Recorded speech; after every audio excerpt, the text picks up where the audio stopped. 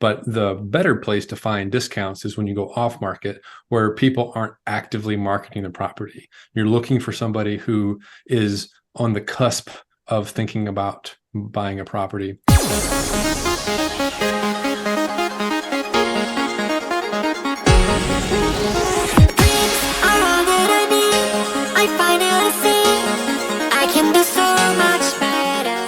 Hi, everyone. This is Keeping It Real with Ruhi and Reggie. And this is your podcast for everything real about real estate.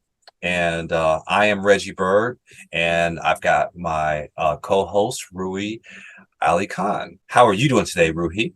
I am well. Thanks, Reggie. I'm well considering everything that's happening in the world, and we are heading into the holidays, and we've got some. Can you believe it? Like 2023 is like gone. We're definitely in the fourth quarter. Wow.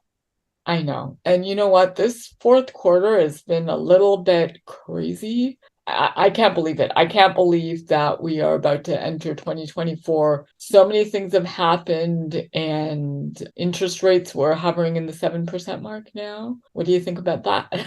Well, I hear there's a lot of talk about them, potentially going down. I mean, we don't have a crystal ball. I have a few of my lender partners that have reached out to me that said that they're softening a little bit. So there's some opportunities there.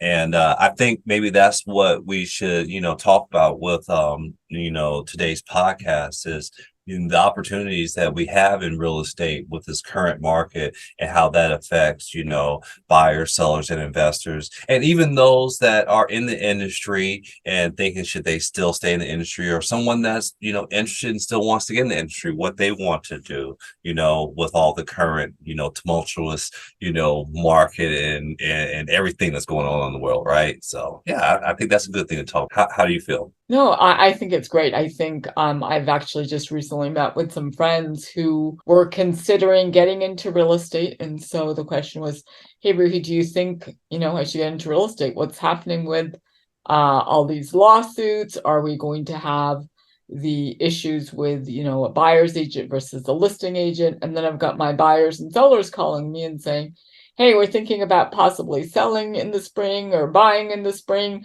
So I think this is the perfect topic for today. Yeah.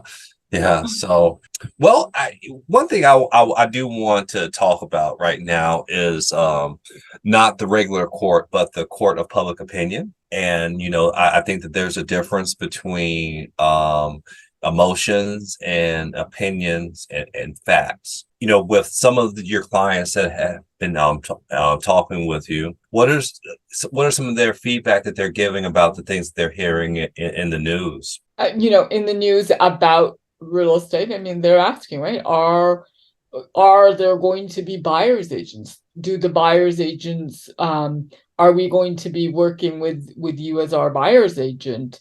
And what does that mean to us? And I said, it's a great question. The way I see it is it's very specific to each state. California, I have to tell you, it's a beautiful thing because it's a very litigious state. Everyone wants to sue everyone. And so the California Association of Realtors Attorneys did us one better because they created these ironclad contracts. So if you look at the CAR listing agreement or the buyer's broker agreement, they are very specific and they're spelled out, right? So on your listing agreement, you've got a commission for the seller, you've got a commission for the buyer. It's very clearly stated. And so my answer to them, short answer is yes, of course, nothing really changes. Right now, the sellers are going to indicate whether they're going to put a commission out to the buyer's agent or not. And we will go looking at properties. Essentially, Reggie, when I show a property to a buyer, I'm showing them a property based on the buyer's wants and needs. And then also with the backstory, I know from my relationship with them. So if I know that, hey, they've already bought and sold with me, they're getting, higher up in their age, they want to retire, they're buying it cash. I want to make sure it's their forever home. So I'm going to go with the parameters that they want, but I'm also going to say, hey, I'm not sure if you're going to want to be here if you don't want to see any deer or any, animals in your backyard, or, like those kinds of things, depending on the location, or, this might not be the right location for you because I know that you like to sleep in and you're a very light sleeper based on what you've told me. And because of the direction of this master bedroom or the primary bedroom, it's not the right, it would not be necessarily the right location unless we put some, something in place to keep the sun from coming in. So, I do believe that we are not going to change anything. But here's something I want to get your thoughts on. There are going to be properties sellers may choose not to offer any commission, right? They might be like, nope, I don't want to offer a buyer's agent commission. You, as my listing agent, I want you to, charge me the 2.5, 3, whatever percent you charge. Nothing is fixed. It could be anything. I want you to charge this, and I want to offer $0 on the other side. Why would anyone show that property? That's a great question. That's a great question. And I think that is the whole crux of the argument, that there is collusion, because that makes it to where everyone feels like they don't have the option not to. But from what I have seen, and probably what you have seen too, is, there's a term that we use as realtors called FSBOs, which basically is a short way of saying for sale by owner. Long story short, somebody's selling the house themselves. And they typically will offer a commission to the buyer's agent. They don't want to hire a listing agent, but they even intuitively understand that, okay, if I want buyers to bring someone to my property and show it and bringing me an offer, that I may have to pay them a buyer's agent commission. So I think just for that alone, that shows the value, right? And I will say this. Let's say I think a lot of it's going to depend on, one, whether they make some type of legislation saying that you can't do it. If that comes, then we won't have a choice. Or if the media, if the media really keeps on hammering and trying to make us look bad, like we make too much money or something like that, maybe a lot of sellers, maybe it'll go viral and they say they don't want to offer, any payment. But what happens, right? That's just some type of equilibrium will have to go on. Maybe we'll have like a year or so of like craziness, and then something will have to work out. But I do feel that if you want to have your property marketed, then you need to pay the buyer agent commission. And I think just the fact, and again, I bring back that same scenario with the for sale by owner, the fact that most for sale by owners are willing to pay a buyer agent commission shows the value of that. And even intuitively, sellers do understand that to get, the people to your house, that you need to have a buyer's agent involved. Well, how do you feel about that? Yeah, no, you do. But here's my thing, right? And this is the conversation I think you were on in the office with me when we called NAR, National Association of Realtors. And I said to them, if this, as a listing agent or a buyer's agent, pardon me, I go and show a property and everything's got, the commission on it, and something's got $0. If it fits my buyer's needs, and I have a buyer's broker agreement signed with my buyer or not, I'm still showing this property. But what if there's someone else who decides, hey, it says $0, I'm not going to show this property? why would they show it? And she quoted some bylaw of the NAR, of their agreement, saying, well, according to this, it's your fiduciary duty to show it. Okay, you and I understand that, but listen, we're not volunteering, we're not volunteers. This is our bread and butter. And so that's a real gray area too, because how do you prove that someone was not steering or was steering, right? Well, that's another lawsuit, right? Like, look at what the Pandora's box that this can open, because essentially a buyer doesn't get shown a certain property, and now all of a sudden the buyer says, well, Jane, you didn't show me this property, and I believe you didn't show it to me because they were only offering 1% commission and everyone else was offering 2%, right?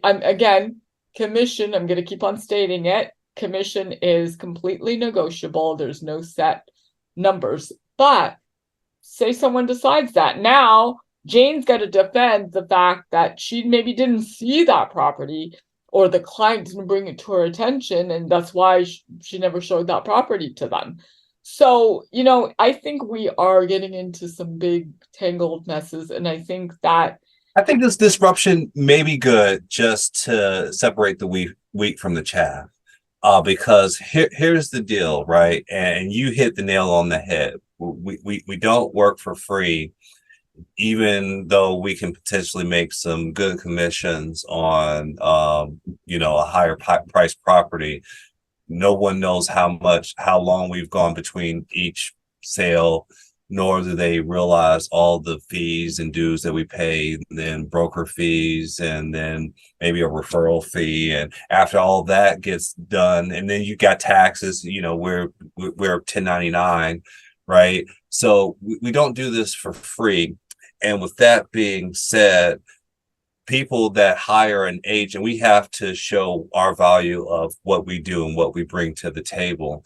And I say, hey, if you want to do it by yourself and be like a for sale by owner, or go unrepresented and buy houses unrepresented, everyone has that option. I'm not saying that's the best thing to do. Having a licensed professional that has experience will definitely help you, but there's resources out there. And maybe, and I'm sure you feel the same way, because we are real estate professionals and we love what we do and we love helping people. It hurts when you hear messages of people saying that we're overcharged. All we do is push paper, we make too much money and all that, when I know how much value we bring. And for someone to say that after you've hired an agent, if you've used the agent to help you attain your goal, and then you come back and say, hey, I don't think it was fair. At the same time, you could have done it yourself. You don't have to use a real estate agent. I mean, how do you feel about that, right? So I think we had this conversation with one of our guests in the past weeks, but a myth out there in the real estate world is that we are the agents of $1 Million Listing or Selling Sunset or right, one of these shows, and I want that myth. That's TV. Go away. Yeah, and honestly, when I switch on the TV and I'm on Netflix and I see some Selling Sunset and I see the drama, I'm like, okay, this is so cringeworthy, because honestly, if I wasn't in the business for 30 years and I wasn't someone who sold, a good amount of real estate, I would know better.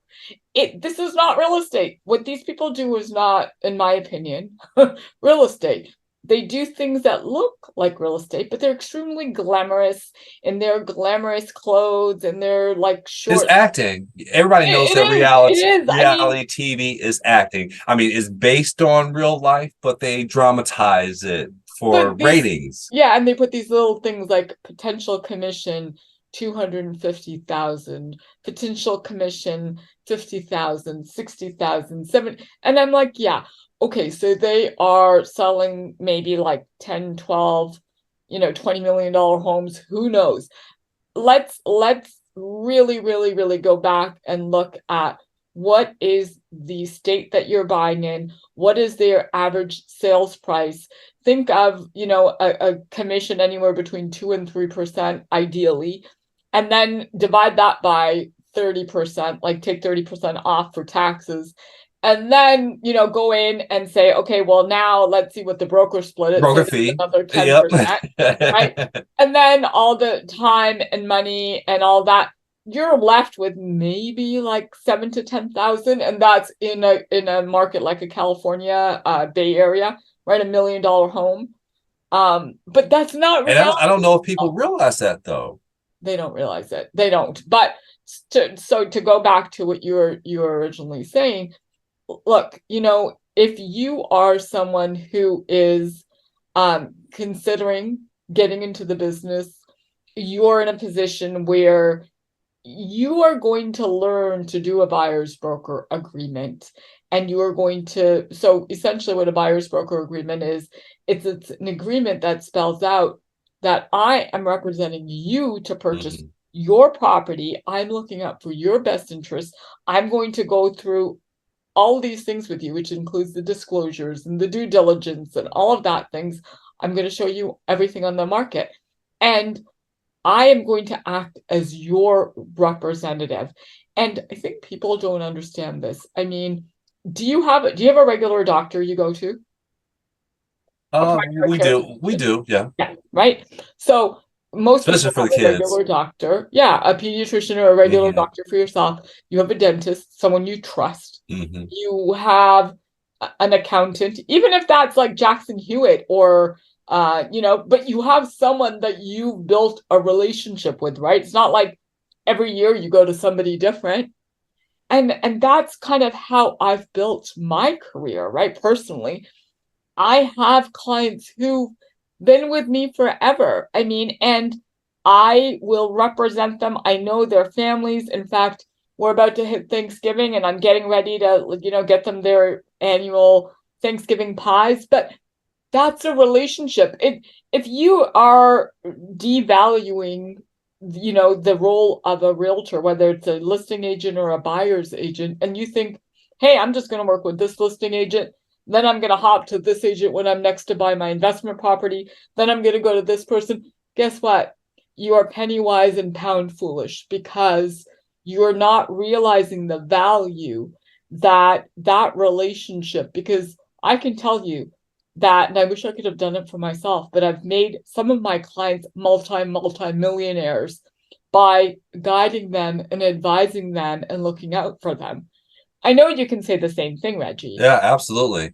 And I'm just going to make somewhat of an observation that I think that people are missing, right? Everyone right now, especially the trolls that you hear online that have a lot to say about the real estate industry and what we do, and how they feel like we should be just cut out, basically, that we're just middlemen. They have a short memory of how the market has been historically. We've been in this unprecedented market where all you had to do is just put your house on the market and it sold way over asking. You had all the cheap money, so everybody had plenty of money to go around and to buy property.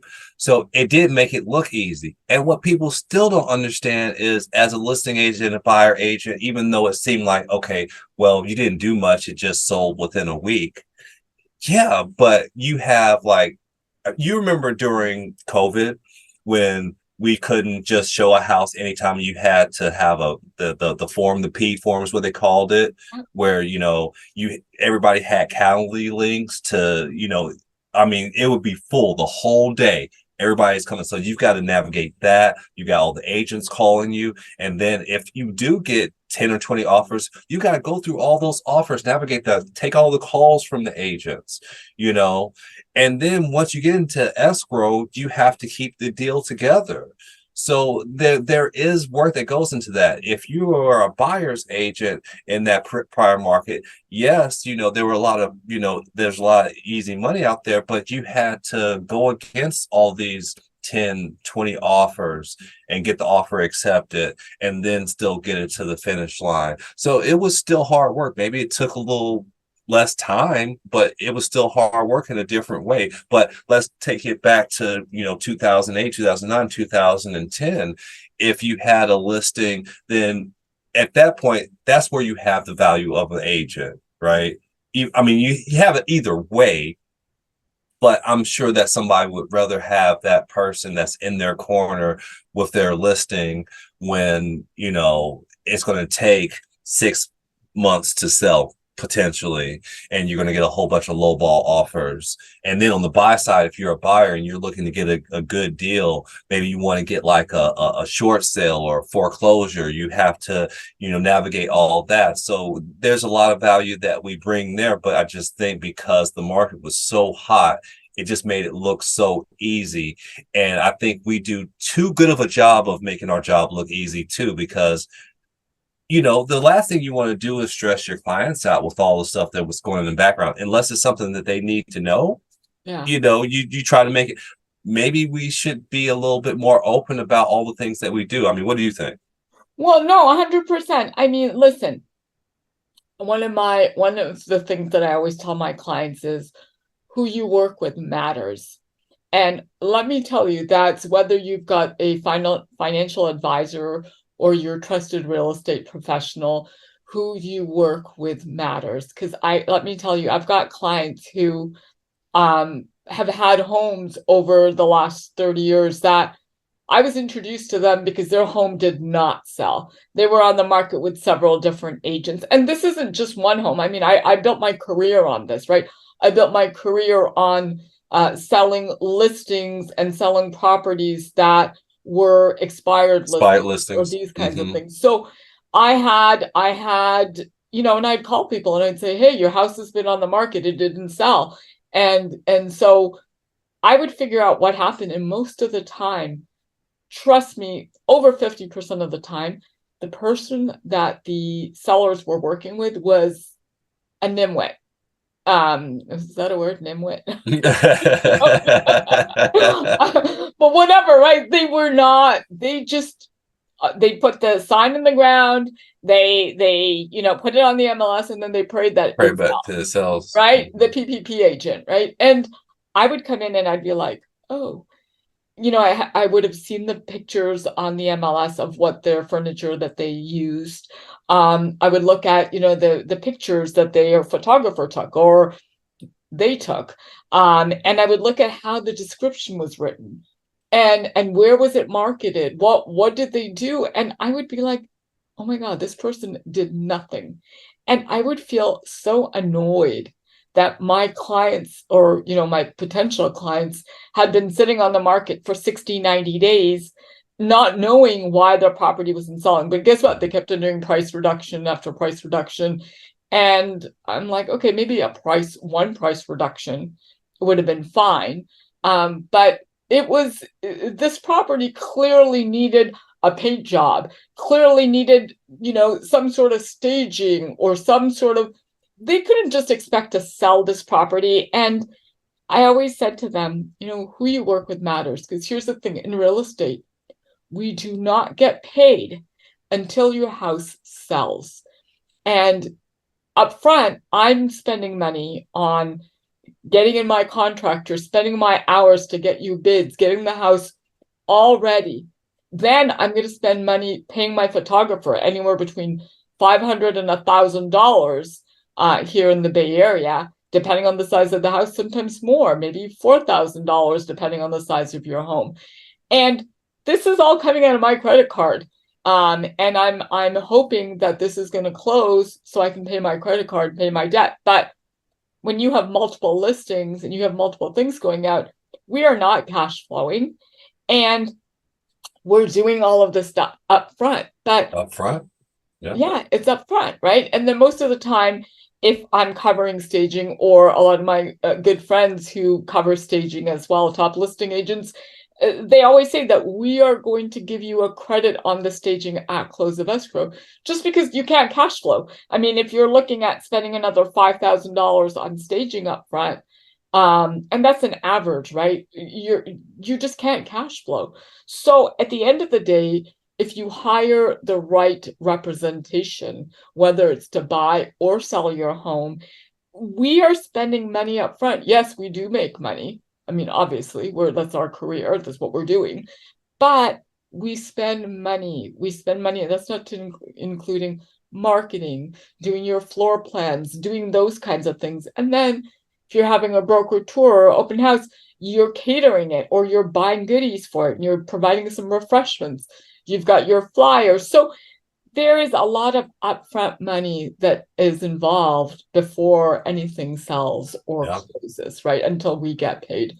So you could hire someone who's willing to charge you, a fraction of what someone else might charge you. But that's when I say penny wise, pound foolish, because you're wanting to save that, 1,500. Well, the market's just been so hot that right now the consumer feels as though that you don't really have to do anything. It's just going just to sell. Well, it's going to sell, Reggie. But my point, sorry to interrupt you, but my point is that if I was selling that property, I know, the NIMWIT right agent can sell it, and they will sell it. But guess what? They're going to leave money on the table. So yeah, anyone could, in a hot market, anyone can sell anything. That's great. But if you want to get the full value of your property, I can get you $200,000 more than that NIMWIT agent who's willing to put it on and get you a very good price, because you go and put that extra effort into it. And the same thing on a buy end. So yes, anyone can buy and sell. You know what? You go get your license, and I'm sure you could get in a hot market a couple of deals. But I guarantee you, if you work with the wrong person, you will be leaving money on the table, or not even getting in contract at all. Or not getting in contract at all, right? You can just write 20 offers with 20 and not get it, and then go to the listing agent and buy it, and you've just spent an extra $200,000 on something that you could have probably got for $50,000 more, right? So the point is, if you're that person who's calling and you're saying, hey, you know what, I don't really need a buyer's agent, Mr. Listing Agent, can you work with me, or Mrs. Listing Agent, could you work with me? Yes, of course. There will be someone who will work with them, but they're not going to get the savings. They're not going to get the representation that they should really get. I mean, again, that's my opinion of 30 years, but so I didn't mean to interrupt you. Oh, no, that's fine. That's fine. Well, after hearing all this stuff, I hope this doesn't scare new potential agents away. Give me your thoughts. Do you think that now is a good time to get into real estate if you're a new aspiring agent? Oh, I absolutely do. Because here's the thing. Hopefully these lawsuits and the raise of interest rates and everything, anyone who's been in real estate for the last 10 years has had an easy ride. And most of them have probably, decided that, hey, real estate's easy, and decided to get into the business because it was such a cakewalk. Well, guess what? Reality is it's not easy. And so I think in the next year, we're going to see a lot of people drop out of the business. And then I welcome people who want to get into the business, who want to actually take it as something professional, as a career, where they're going to have, decades of, experience and tenure in it. And I do believe that if you come in now and there are better systems and processes where you've got a buyer's broker, you go out with a buyer, you make them sign a buyer's broker agreement, which essentially says, hey, I'm representing you. You cannot work with multiple agents. It doesn't work like that. If I'm showing you properties, you're working with me, and you're taking my time, and I'm giving you dedication to you specifically. This is not a used car sales lot where you can move from, car to car or agent to agent. Real estate, if you want to build a relationship, you want to build your real estate portfolio, and you want good representation, then you need to commit, and you need to work with somebody who is asking for that commitment. If as an agent, you don't have the spine or the courage to ask for a buyer's broker agency commitment, or you're just kind of like, in it just to make it a hobby, then maybe it's not for you. But for anyone who's looking to get into something where if they build their business correctly and want to make some good money and have their own hours, then absolutely, I tell these people, get your license and run it like your business, as not only a broker, but as a coach. For me, I always, and I've said this, show up. You want to show up and commit and know that what I give to you, I give to you. Everyone gets the same sort of representation. I don't take on more than 5 clients at a time. I say that in my listing presentations, and my buyers presentations, because I want to be able to give you my 100%. And if I had chosen the route of going and completing my law, it would be the same thing. I want to give all my clients proper representation, right? And so I say, go get your real estate license. If you can commit and you can run your business like a business and not a hobby, then absolutely do it, because I think it's a great career. And I want to piggyback on what you had mentioned about the buyer agency agreement. Sometimes we call it buyer broker agreement. For all the aspiring buyers out there, if you have an agent, and you're going to see this more so now because of all the things that are coming up with the trial and on all the news media and the issues with commissions and everything that's up in the air. A lot more real estate professionals are going to ask for this. Don't think of it as we're trying to tie you down. As a matter of fact, it puts the responsibility back on us to give you that fiduciary commitment, right? Because we can only really take on but so many clients, especially as buyers. You can have multiple listings, but you can only really effectively work with, a handful of buyers at a time, effectively, right? Once you have gotten that commitment from the agent, that agent can hold you can hold that agent accountable to give you the utmost care and know that they're going to work for you. And even in tandem, that's going to be better for you if you're really truly wanting to buy a house, if you're truly motivated and you're not really tire kicking, because at that point, right, that they're going to put that effort into you because you've given that commitment. Because, hey, I could tell you that, like, if I have someone that's not going to give me that commitment and just says, well, I just want to look at a couple of houses here and there, but I'm not going to give that same person the same type of time commitment that I would someone that has, had an agreement with me. So I just wanted to put that out there because I think that, some parts of the country, they're more common. I know in California, a lot of people don't like to do the buyer broker agreements. A lot of agents have gotten away from it, but I think that it's best for all parties to get everything out in the open, clear about our compensation, about what our duties are and everything. Well, and honestly, I have a feeling it's going to be a required disclosure moving forward. Now, don't quote me on it, but if I was an attorney with CAR, I would say that in order to have a buyer's agency contract, you need to have a buyer's representation agreement in place. That would be my thought. I think the industry is moving that way. I think it's going to be just as common as a listing agreement eventually, especially if it gets to a point where they say that the listing agent, which is already the case in New York, if it comes to the point where it's considered a kickback for the listing agent to share their commission with the buyer agent, then it'll have to be in place because there has to be something set in place to understand who's going to pay who. Because of course, it would be nice. I think I'm a good-hearted person, and I want to help people, but I can't do it for free. Well, unless you're running a charity. Or something. But honestly, don't you want, I think you always want to be represented, right? Like I go to different states, and though I've been in the business 30 years, I'm not going to go into a different state and try to represent myself and try to know their contracts and try to, no way. Jose. I get my clients, I have clients who always say, hey, Ruhi, do you know someone in Texas? Do you know someone in Florida? Do you know someone can you refer me?